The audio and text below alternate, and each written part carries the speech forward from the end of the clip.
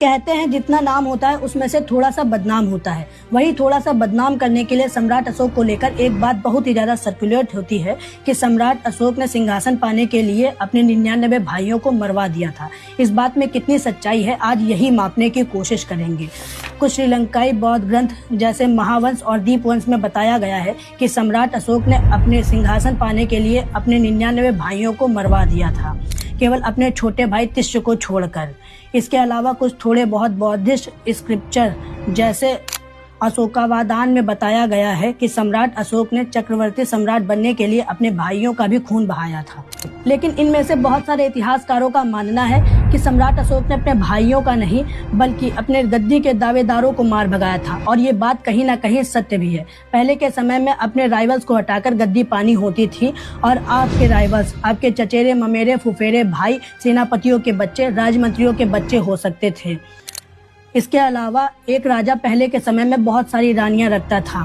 श्रीलंकाई बौद्ध ग्रंथ महावंश के अनुसार बिंदुसार की 16 रानियां थी और उनके 101 पुत्र थे। उनमें से सबसे बड़ी और सबसे पहली रानी चारुमित्रा से सुसीम हुए, और रानी धर्मा जिन्हें शुभद्रांगी भी कहा जाता है, उनके 2 पुत्र हुए, सम्राट अशोक और सहोदर तिष्य।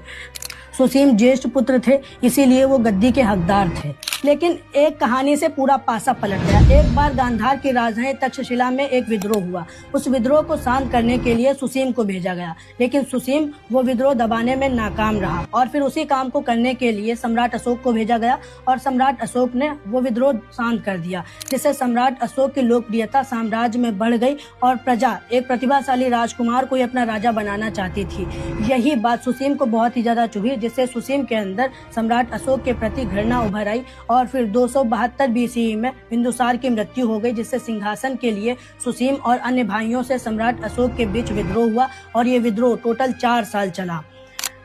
बिंदुसार की मृत्यु हुई थी 272 बीसीई में, और सम्राट अशोक का राज्याभिषेक हुआ था 268 बीसीई में।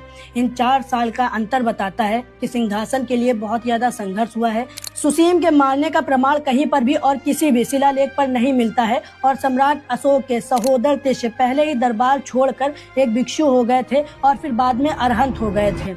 उनके लगभग भाई बौद्ध धर्म के प्रचारक बन गए थे, और अभी तक जितने भी प्रमाण मिले हैं, जितने भी शिलालेख मिले हैं, जैसे पाकिस्तान में मिले पंचम शिलालेख में सम्राट अशोक ने स्पष्ट किया था कि उनके भाई बहन अभी भी जिंदा हैं और देश के अलग अलग प्रांतों में रहते हैं। और इसके अलावा बिहार में मिले रानी शिलालेख में भी उनके भाई बहन का जिक्र है। उसमें लिखा है कि सम्राट अशोक के राज्यकाल में उनके भाई बहन जीवित थे और सम्मानजनक स्थिति में थे। उनमें से ज्यादातर भाई बहन